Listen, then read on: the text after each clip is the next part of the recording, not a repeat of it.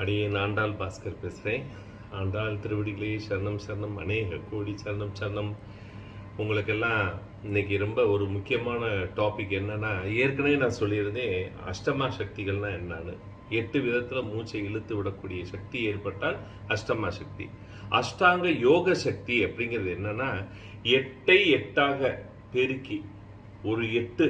இப்போ இந்த பக்கம் நம்ம மூச்சை இழுக்கிறோம், இந்த மூச்சையே 8 விதமாக இழுக்க தெரிந்தவர்கள். அப்ப 8 64 விதத்தில் மூச்சை இழுத்து மூச்சை விட தெரிந்தவர்கள். இதுல என்ன ஆகும்னா, இந்த மாதிரி நம்ம செய்யும் போது இந்த பக்கம் ஒரு 8 விதத்துல ஏத்தி இந்த பக்கம் 8 விதத்துல இறக்குவோம். ஸோ அந்த பக்கம் 8 விதத்துல ஏத்தி இந்த பக்கம் 8 விதத்துல, இதுதான் சுற்றுறது, காற்றை சுற்றி. அப்ப அந்த காற்றை சுற்றும் போதுதான் திருச்சிற்றம்பலம் அப்படிங்கிற தத்துவம் ஏற்படுது.